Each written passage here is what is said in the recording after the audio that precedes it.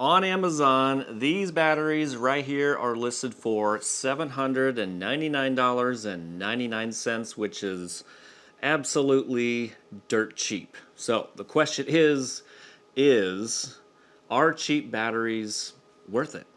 Let's find out.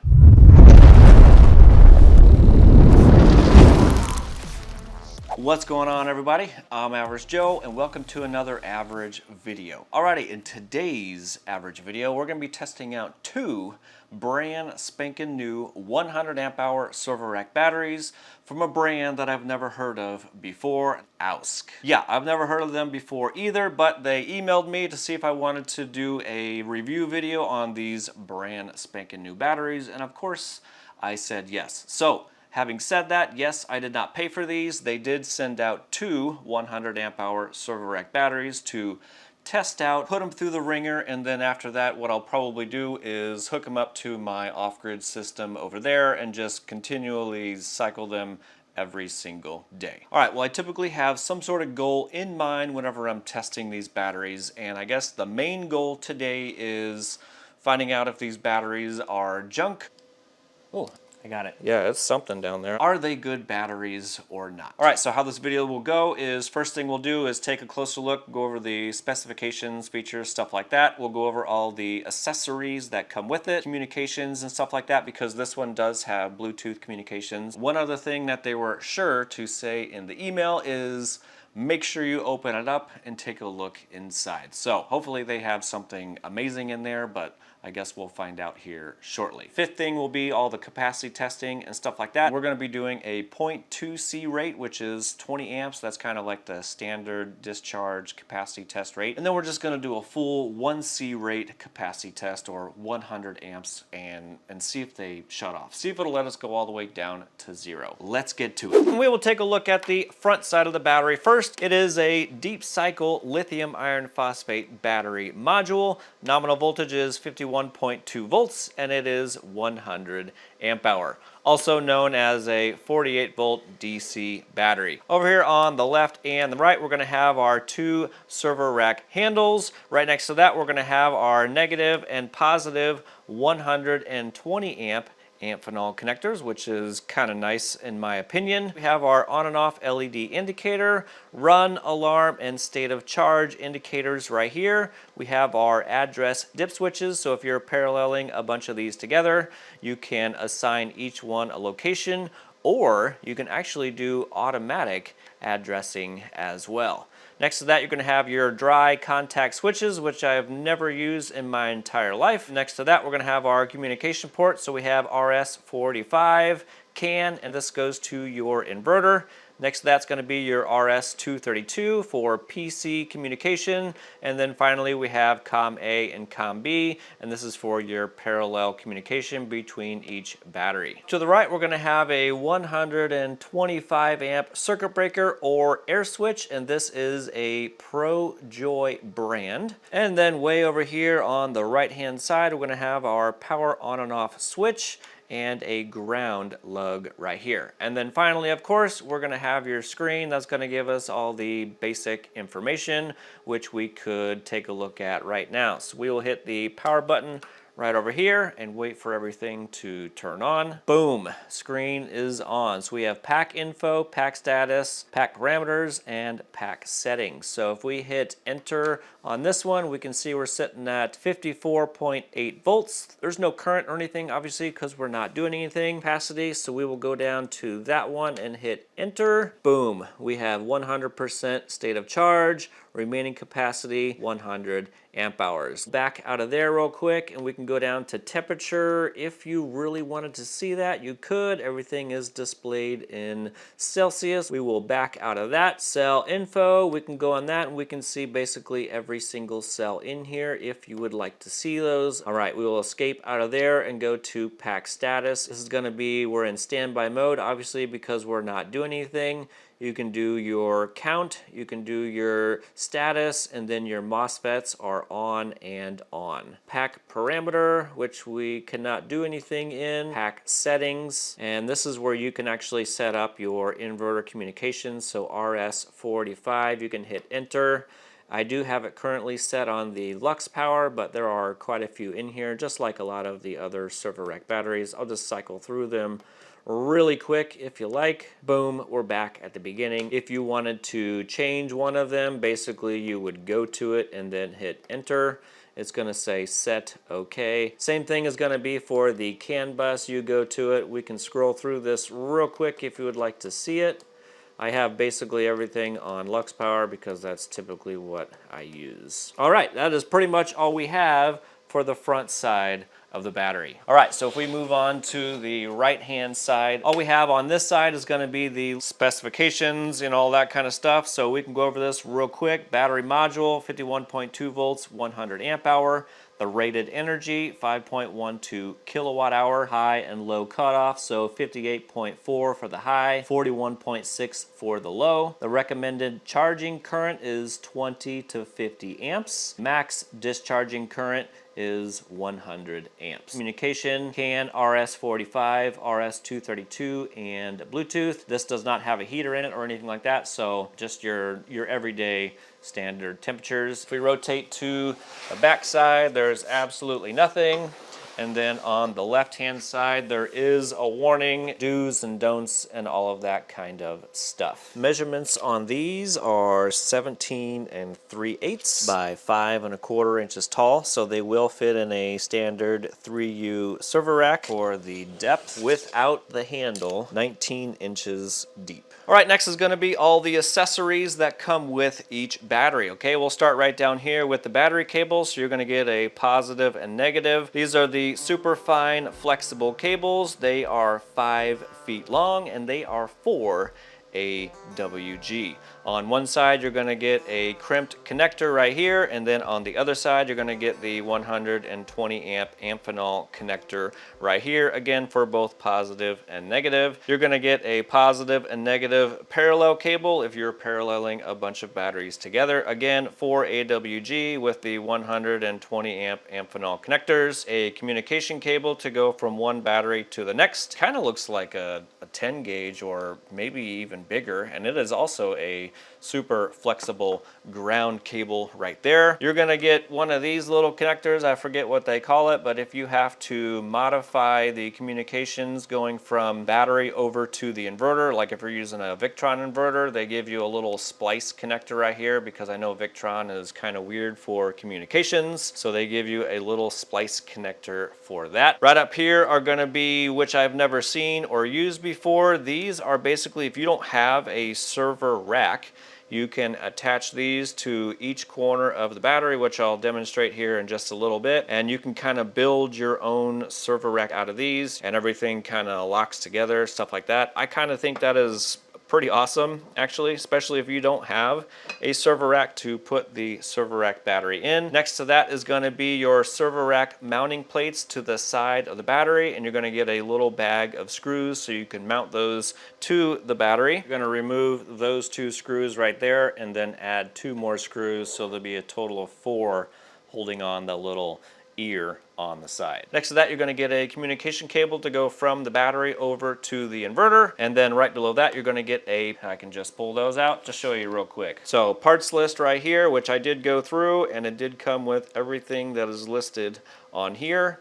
The next thing is the how to revise the communication cable, again with this little splice kit right here. You're going to get a quick installation manual, and then you're going to get an actual user manual. Inside the manual, again, there is, you know, basically all the information that you want to know about the battery. The only thing that I did not see in the manual is anything for the RS-232 PC communication, stuff like that. So we will have to hook that up and see if that actually works. I did see a couple of word mistakes. So instead of turn on breaker, it says trun on breaker. So there is a few different wordings in here that are wrong or incorrect, and I actually did email them real quick just to let them know a couple of my quick findings on that, and they said thank you for that, and they will get that updated. Good information in here, although I think it is lacking, you know, a couple of things. All right, next we're going to do the Bluetooth communication. This has a JBD BMS inside, so all you need is the JBD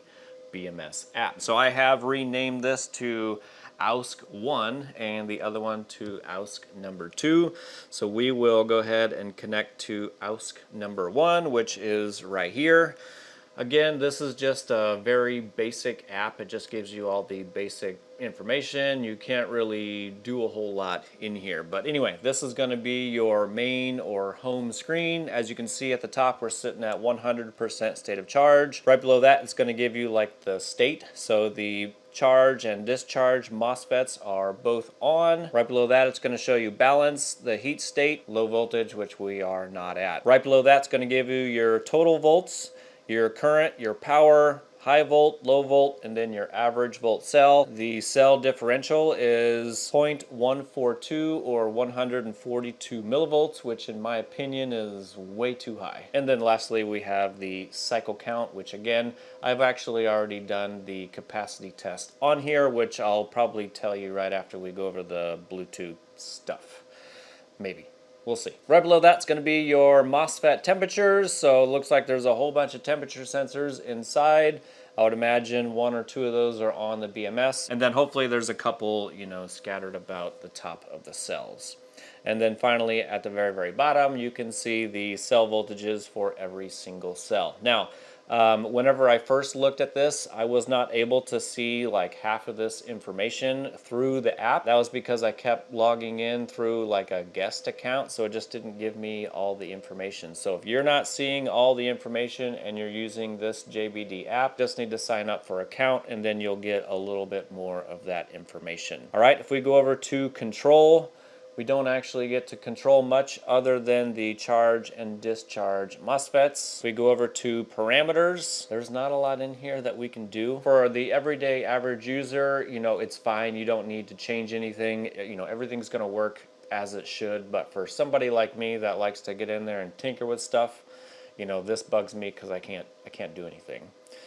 Basic information, if we click on that, we get a barcode, manufacturer number, BMS version, and then production date 2025, 5, and 7. So this is a pretty new battery, okay?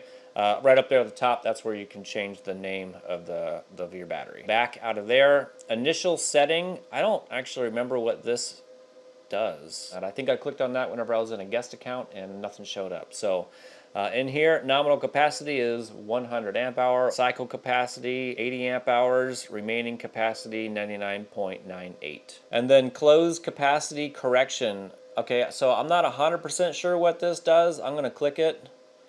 Yeah, it says it's set successfully. I'm not sure.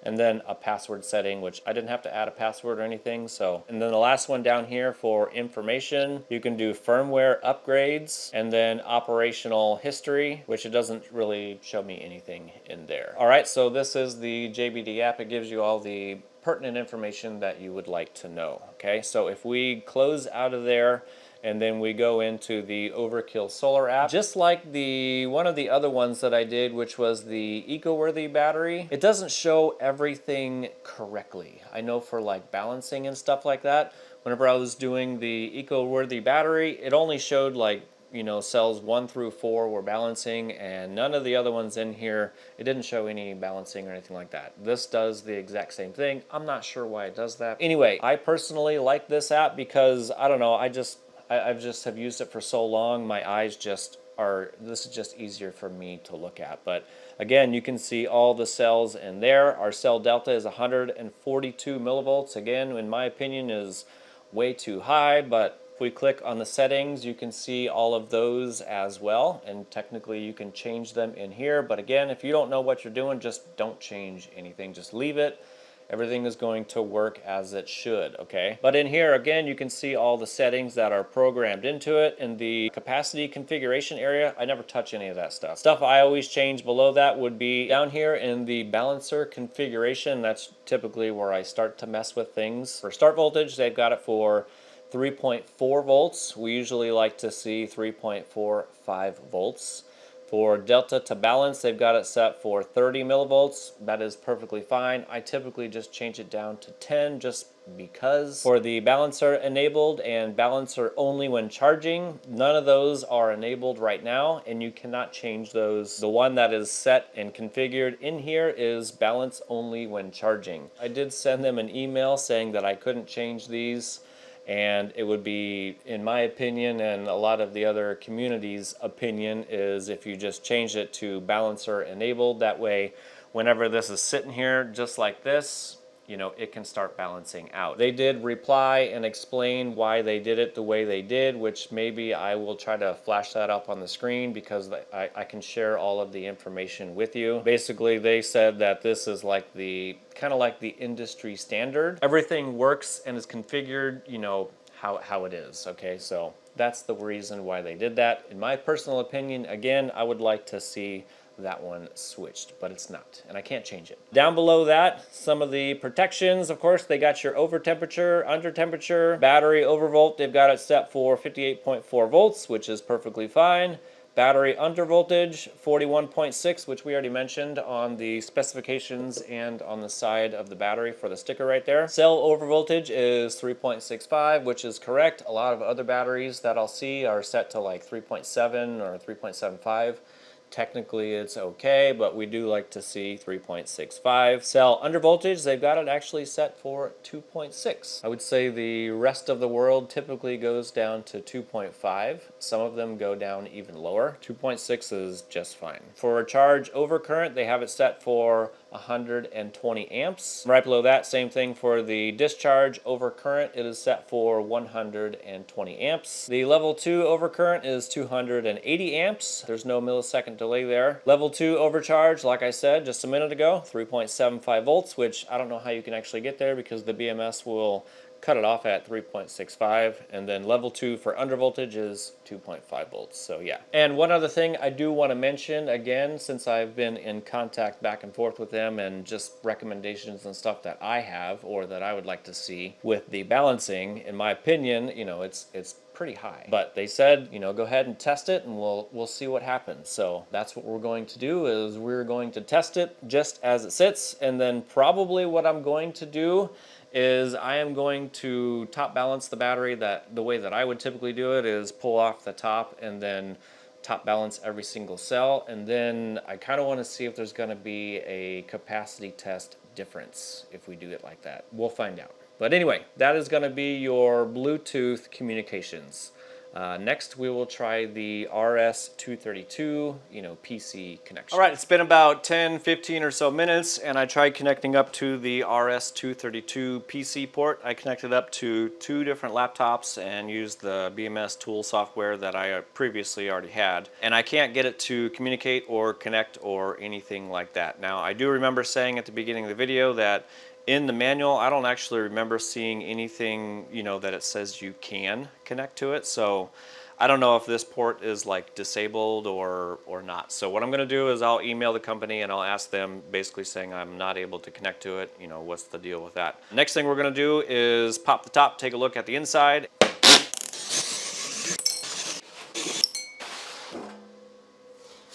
Okay, nothing on the back side. We do have one of the plastic floppy covers right here with 4 screws and a QC pass sticker.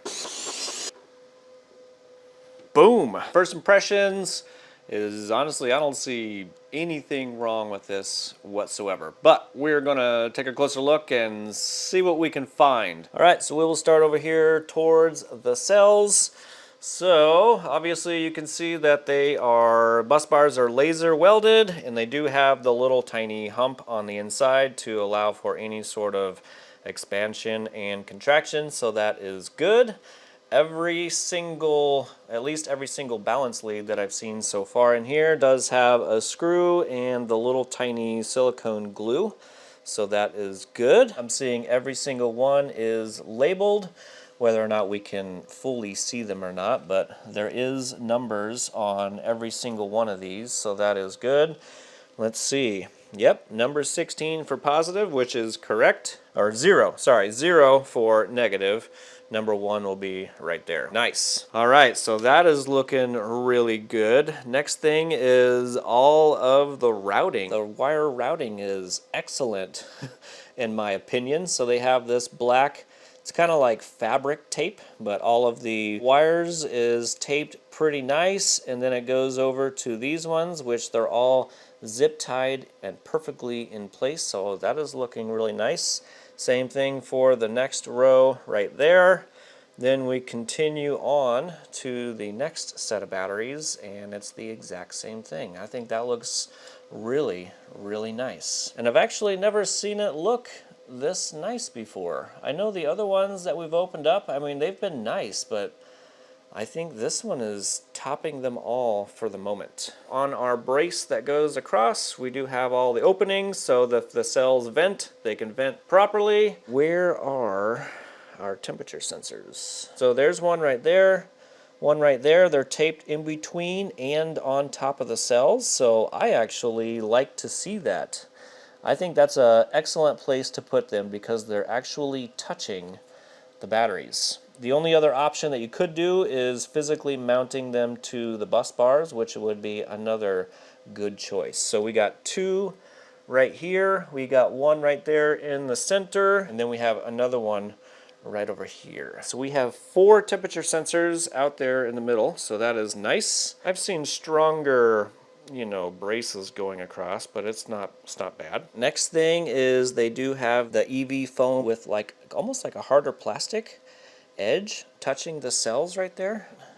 All right, but that does go all the way around on all 4 sides, which is exactly what we want to see. I do see some spacers in there. It's a little tricky to see, but probably more of that foam. But that's in between all the cells, and they do have that little plastic lining or separator in between the cells going this way, so that is nice. So no cells are touching, you know, metal to metal anywhere. All right, we'll take a look up here towards the BMS. So it looks like we have 2 6 AWGs coming off the negative. I do like to see that. Almost every single other battery, server rack battery that I've taken a look at, they all have 2 number 8s, which is technically okay, but this is able to handle the current. So that's really nice to see, in my opinion. So of course that goes to the BMS. Then on the bottom side, which is a little tricky to see, it comes out down there, and then we route over to the negative bus bar right over here. So we have a bus bar connecting both terminals together right out here. And then for the positive, this is probably 4 gauge, just like the wires that are sitting right here. That's gonna go along the bottom down there, so it's got that protective thermal coating on it. Goes through the circuit breaker right there. It looks like we have the white silicone glue type stuff holding it into the circuit breaker. And same thing for the outside. It actually looks like there is a hex terminal holding it in there. Yeah, it's something down there. I'm not sure what kind of, maybe, you know, like a ferrule going in there. So that's good. And then again, we go to the bus bar right here again, which is going to go out to the 2 terminals right out here. Power button right there, LCD screen right over here, communication board right there. Here's going to be our Bluetooth dongle. So yeah, I would say everything in here is looking really, really good. Try to take a look at the BMS in here. I would imagine this has a pre-charge resistor, but I'm not sure what those look like on the board. I'll send them a message to ask them if there's if this has pre-charge resistors on it. I'm pretty sure it does, but I don't know what it looks like. I guess the only thing that I'm not seeing back here is, oh wait, no, I take that back. All of these connectors are glued in. Yeah, all the connectors are glued in, if it'll focus down there. There we go. Yeah, everything is glued in.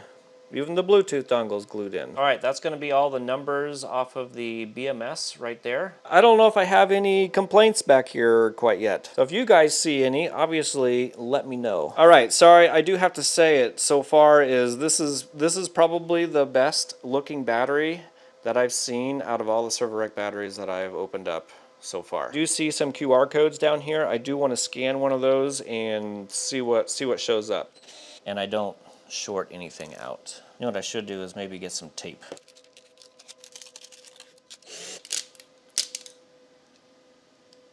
Oh, I got it. Manufacturer or the cells are Cornix brand, which again, they did say that they were, and I do have the information on those. But other than that, there's nothing else in here that shows me anything other than the sell date, which is 12/13/24, so 6 months old. And then the production city, I'm gonna butcher the name, so I'm not gonna say it. Number of cells produced, which is 202,886. So if they're using all of those in server rack batteries, then there are plenty to go around. Okie dokie. Alrighty, we're gonna do our temperature protections. I am gonna be using the can. I understand ice water would be a little bit better because it's closer to the actual cutoff temperature, but I'm not gonna sit around and wait for that. And then we're gonna be using the heat gun for the over temperature protection. We're just gonna be doing it on the charge side. And just go to 56 volts. I've got it set on 2 amps. We're gonna start charging. This is temperature number 3. There it goes. Charging over here stopped. Get that warm back up. Now we're charging again. Boom, right at 65, and our charging went away. So that works as it's supposed to. Alrighty, well, I don't think there's anything else I can show you or do in here right now. Oh, actually, that's kind of cool. I didn't see this earlier. Hold on one sec. So I just noticed that underneath the positive and negative bus bars, they actually have an insulator right there. I don't think I've ever seen that before. Here's the positive side. It's right underneath there. So it gives them something to attach to, and it makes it a nice solid connection. Wow. Holy crap, that is cool. I have never seen that in one of these batteries ever. Unless I completely missed it in all the other batteries and this is a normal thing, but I've never actually seen it, and I like it. Okay, I don't think there's anything else at the moment that I can show you in the battery. I'm gonna go ahead and throw this back together, and then we'll get to the capacity testing. So, capacity testing, basically what's gonna happen is I'll do it off camera because it's boring. I'm gonna use a EG4 6000 XP as my inverter. I'm gonna connect the battery to it with communications, of course. I'll show you that real quick. And then I'm gonna be using the EG4 charge inverter as my load, and I'm gonna set it so I can draw roughly 20 amps or a 0.2 C discharge rate. And then I'll let it go until it shuts off. And then I'll charge it back up, swap it out for the other battery, do the exact same thing. What I'll probably do after that is the other battery, AOUSK number 2, I'm going to take the cover off of that, and then I'm going to top balance that one manually. And then I'm gonna do another capacity test on that and see if it improves. And then I'm gonna try to do a full send 1C rate all the way down to 0% state of charge, if it'll let me. Real quick before we do the capacity test, I was just gonna show these little rack thingies that you can put on the batteries to make a, your own like DIY rack.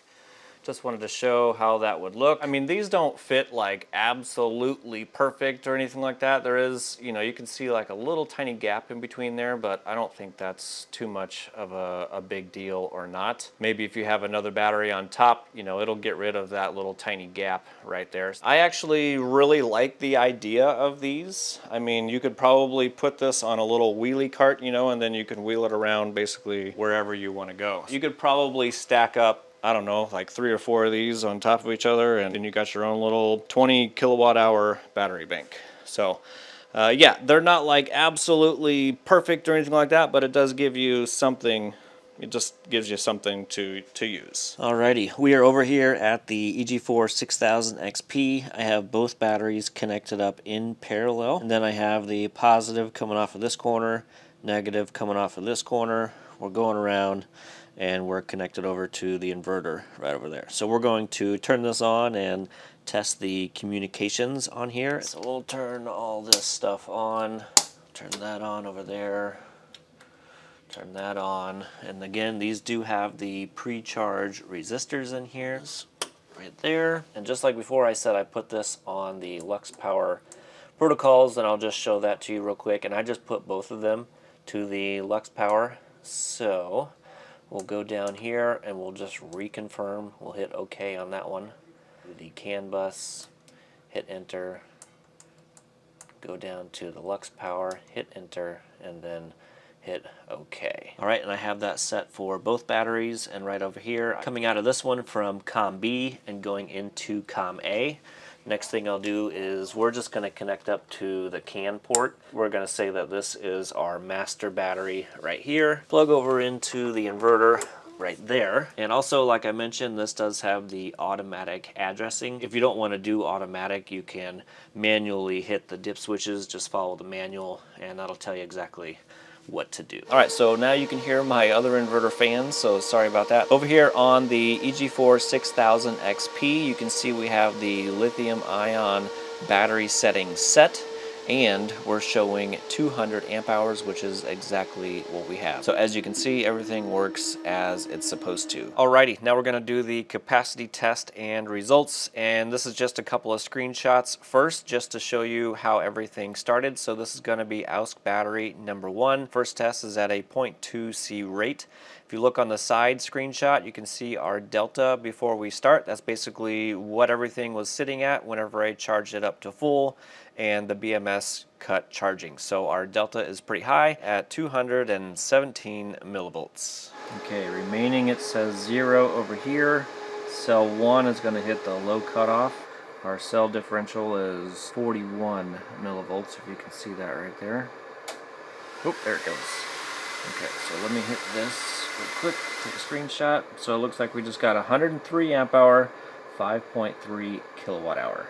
Nice. Alrighty, now we're on to AOUSK battery number 2, and we're going to do the exact same thing for a comparison. It's going to be at a 0.2 C rate, which is 20 amps. And then if you take a look at the screenshot on the right, you can see the cell delta before we start, which is 211 millivolts. Same thing as before, I just charged up and let the BMS shut it off. There it goes. Got 103 amp hour. 5.3 kilowatt hour. Hopefully I got that. Yes, I did. 103 amp hour and 5.3 kilowatt hour. And cell number 1 was the lowest cell out of battery pack number 2. Nice. Alrighty, next test is going to be on AOUSK battery number 2. Again, the only thing different with this one is after I charged it all the way up, I took the top off and then manually balanced every single cell to 3.65 volts. Once I was done with that, our cell delta was around 30 to 37 millivolts. And then I did the full send 1C rate, or 100 amps, all the way down to 0% state of charge. And I'll be happy to let you know that it did go all the way down to 0% state of charge without a problem. It didn't stop, it just kept on going, and it even got up to 108 to 109 amps towards the bottom end. The only problem is since this happened so fast, I wasn't actually able to get a screenshot of the results. And then when I was actually able to turn the shunt back on, it did not remember the last capacity test. It had only showed me 90 amp hours, or 4.5 kilowatt hour, which I know is incorrect because one of the last times I was looking at it, it was at 99 amps and 5 kilowatt hour. I'm not sure why my Victron shunt doesn't remember anything, but it doesn't, so my bad. Anyway, moving on, I charge AOUSK battery number 2 up again to do one more capacity test. This time I just did it at the 0.2 C rate, so we could kind of compare to the very first test. Once I charged this one up, we got up to 57.57 volts, and our cell delta was 57 millivolts, so nice and closely balanced at the top end once we were charged. Again, I did a 0.2 C rate all the way down to 0% state of charge, and this time we got 102 amp hour, but we still were able to get the 5.3 kilowatt hour. Yep, I'm not sure why my Victron shunt does that, but every time I do a capacity test, I pretty much have to be there right at the very, very end so I can take a screenshot of my phone just so I can have proof of everything. But as I'm trying to do all that, it shuts off before I'm able to actually take a screenshot, and then when it restarts, it doesn't remember anything other than settings. So if I'm doing something wrong, make sure you let me know in the comments section. But anyway, we were able to get 103 amp hour, or 5.3 kilowatt hour out of each battery, which is great because it's 3% over the advertised 100 amp hours. Even on battery 2, the one that I manually top balanced each cell up to 3.65, the Victron shunt only showed 102 amp hour, but we were still able to get the 5.3 kilowatt hour. So that might be in that little tolerance, you know, plus or minus that somebody usually comments in every single video that is an accurate way to measure capacity, which I agree with, but I'm going to say most people don't have some sort of fancy equipment to do this. You know, they're going to be using a Victron Smart Shunt, or they're going to be using the numbers right off the BMS. So that could be in that little tiny margin of error. So after doing that, I did not bother top balancing battery number 1 because there wasn't much of difference. There is one little thing I want to mention real quick that I got to make a note of is I took a screenshot after the first capacity test as I was doing the recharge, and in the Overkill Solar App, if you look right at the top wherever it's going to be on the picture, we actually got for battery pack number 1, according to the Overkill Solar BMS app, we got 104.49 amp hour, and then on battery 2 it shows 104.53 amp hours. Now, you could argue that that one would be just a smidge more accurate because it's actually reading right off the BMS, but again, we'll just go with 103 amp hours and just call it a day. So as far as the capacity test goes, I would say we're good in that department. All right, there is a few other things that I want to mention, at least about this company that contacted me. They've been super nice and super transparent. Every single question that I have sent them, they have, you know, gladly answered every single one. There wasn't any trying to skirt around any questions or anything like that. So I do want to say thank you for that. Not every single company is going to be like that. Some of them just kind of seem to avoid questions, or, you know, maybe they just won't even respond at all. So far, this company has been very transparent, and I like that. So thank you very much. So a couple things that I did want to mention with all that in some of my questions and some of the information that they sent is they actually sent some UL testing reports and all that kind of stuff. And from what I can tell, you know, just by reading some of this paperwork, it kind of looks like they have gone through a couple of the UL certifications. One is going to be the UL 9540A. That's basically where they test everything for thermal runaway and make sure they don't explode and, you know, all of that kind of stuff. From what I can read, to me it's kind of like trying to read a patent, which I have, and I can't understand it. It kind of looks like, for the most part, everything, the cells at least, are UL listed. And they even have the TUV Rhineland certification. And also it kind of looks like they have the 1973 certifications as well. Actually, you can look up the part number to the cells, which they did send. I'll flash them up on the screen. I'm pretty sure you can look up those cells and see all of the UL certification stuff that I'm looking at right here, you know, and maybe you can make some sense of it. So I did send them a question to try to verify all of that. Basically, the response that they sent is they are not UL certified yet, but they are in the process of doing that. So that didn't technically answer my question, even though I said they're answering all my questions. So I tried to find out if the cells were UL certified and not, you know, the whole battery pack as a whole is not UL certified. They just replied saying that it is not UL certified, but they're in the process of getting everything UL certified. And then there was a couple other little tiny things that I forgot to mention at the beginning of the video is the cells are rated for 6,000 cycles to 80% DOD. You can parallel up to 15 batteries for the communication part of it. Of course, you can parallel as many as you want, but only 15 will be in the communication. And then the last thing was they have a 5-year warranty right now. All right, next part of the video, we're gonna go over my personal pros and cons, likes, dislikes, stuff like that. Of course, if you saw something that I completely missed, make sure you put those down in the comment section so everybody else can read those. Of course, I made a little list so I don't forget. Alrighty, and we'll start with the pros first, and these are not in, you know, any particular order or anything like that. So number 1, inside looked fan-freaking-tastic to me. As soon as I opened it up, I'm thinking to myself, oh crap, these are way better than a lot of the other ones I saw. But anyway, inside was Very nice and neat. Wire management was fan-freaking-tastic. I like that little black fabric tape stuff that they use to neatly route, all the wire bundles and all that kind of stuff, and everything was zip tied perfectly in place. It just looked really, really good. All the hardware inside that I could see did have a little tiny dab of that white silicone glue. It's kind of like a quality control check, making sure you got every single one, and that also helps, keep the hardware there. I also wiggled and jiggled every single wire in there, and nothing was loose, of course. Balance leads were all marked correctly. A lot of the batteries that I've opened, they don't have markings on them. Some of the other batteries that I've seen, not necessarily the ones that I've opened, will not have those marked accurately. They might be backwards. So these ones are all labeled correctly, which is nice. The temperature probes were directly on top of the cells, and they did have the little tiny silicone glue or whatever holding it in place. Actually, I think most of the ones that I have over there right now, they might be on top of the cells, but they might be on top of like the insulated cover, or just some random piece of metal, just kind of more of like a overall temperature.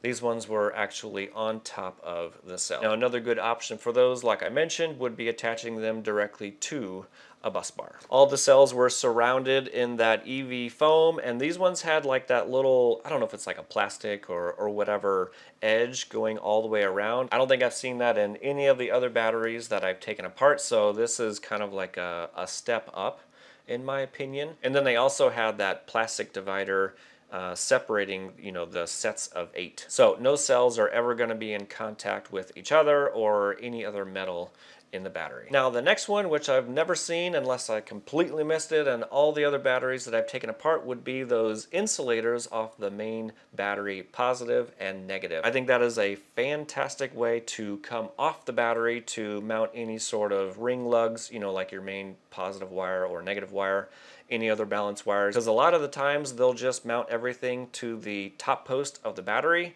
and there's no thread protrusion. I don't know, you'd have to see some of the other videos that I've done where they just cram pack everything on top of the battery post, and it's just there's not enough room to put all that stuff on there. In my opinion, I think that's a fantastic way to do it. The battery cables are properly sized, and that is on the inside and the outside. Again, a lot of these I'm referring to other batteries, but a lot of them that I've taken apart will use 2 number 8 wires off the negative, which I guess can technically carry the current, but these guys are using 2 number 6 wires, which can actually carry the current plus some. And then for the outside, they also offer you properly sized cables. Again, these are the 4 AWG, and they come with the Amphenol connectors. I'm not sure why, but I absolutely love these connectors. It makes everything super, super easy to attach or disassemble if you need to.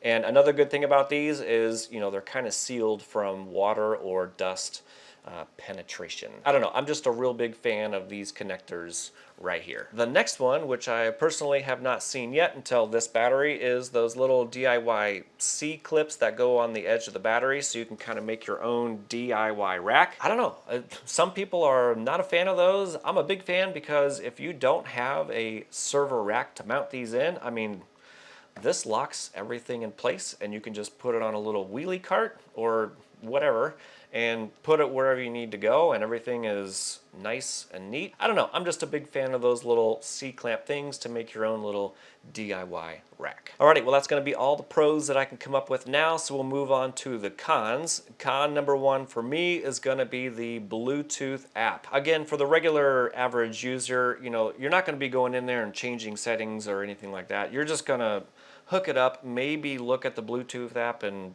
look at stuff, but that's probably all you're gonna do. For somebody like me, again, I like to go in there and tinker and change things, stuff like that. I can't change anything. These are pretty much locked down, other than some of the stuff that you can change in the Overkill Solar app, but the thing that I really want to change is the balance function feature. I did mention that, of course, to them, but they didn't really want to change it because, well, I mean, it's their battery. They don't want anybody messing things up, causing warranty issues, stuff like that. I get that, but yeah, I mean, it's kind of like a con, but it's not a con because I get it. The next one, which I forgot to mention earlier on in the video, is going to be where the positive and negative terminals are on the outside of the battery. They are not following like the industry standard. These guys have the red on the left, black on the right. The industry standard, those are flipped. So if you already have a bank of server rack batteries, you know, and you're gonna get some of these, keep that into consideration that the terminals on the outside might be flipped, so you might end up crossing your positive and negative wires. So it is a con, but if you're just starting out brand new and you're gonna start with these, it might not be a con. The next thing is on the inside, they don't have the little mini fire extinguishers. Not that these are gonna go up in flames or anything like that because they're lithium iron phosphate chemistry. These don't have the little mini fire extinguishers, which I kind of think goes in the UL certification process. I think those are required. And again, since these are not UL listed or certified or anything like that, no, they're not required. But it would be kind of nice to have those in there. So again, the next thing off of that is, at this current moment, these are not UL listed or certified or anything like that, so they have to be used for off-grid use only. Next one is I couldn't get the RS-232 port communication working on 2 different laptops, so after I emailed them, you know, they responded basically saying they have a special cable. They typically don't send that out because they just don't really need to, but they do offer that cable. And then after they mentioned that, I do remember I have a cable where I can, you know, like make my own cable. So I probably could have done that to get it to work. But honestly, in the end, I mean, who really keeps an eye on their battery packs from a computer when you have a Bluetooth app? Alrighty, I think that is pretty much all I have for the cons. Really, there's not too many cons that I could find with this one. All the cons that I did list are not much of a con overall. And I'm just gonna be real honest, this is probably the best server rack battery that I have taken a look at. I mean, minus, you know, the few cons and stuff like that, but I mean, everything in here looks really, really good. And just a reminder, yes, I did get these for free. I'm not being paid, you know, to do a review video or anything like that. You know, I could care less if you buy these. I just want to give you the most accurate information that I can. That's the truth. So having said that, we're going to go back to that very, very beginning statement is, are cheap batteries worth it? Of course, I'm going to say you be the judge of that. I try to show and give you every single piece of information that I have, you know, accurately. I try to show that on camera. I don't just try to tell you like other channels will do. I just show you everything good or bad. So for this particular battery at the current time, I would choose this server rack battery over the other server rack batteries that I have and have tested thus far. And then the next question is, would you use these as a main battery or an add-on battery? For this one, I don't think it matters. I think if you're just starting out, of course, you're going to use it for a main battery. If you already have a battery bank, this is going to work perfectly as an add-on battery. I have no problems using this right now. Again, like I said, I'm going to be hooking it up to my battery bank that I have right now, and I'm going to use it every single day and cycle it every single day. Now, of course, I did look online to see if I could find any other reviews on these batteries, and I haven't seen any yet. So if somebody does get one of these batteries, please post a review and post all of your findings, because I would love to see if you're seeing and finding what I'm finding. Alrighty, well, I think that's pretty much all I got. I don't want to waste any more of your time, so if anybody has any questions, comments, or concerns, make sure you put those down in the comment section so basically everybody can see those and read those, learn from those. As always, if anybody's interested in picking up any of these batteries, I will have those linked down below. And of course, if I have any sort of discount codes I can get from the company, I'll leave all that information down below as well. If this video was helpful in any way possible, make sure you like that smash button on your way out, and I'll see you on the next. Focus. There we go. And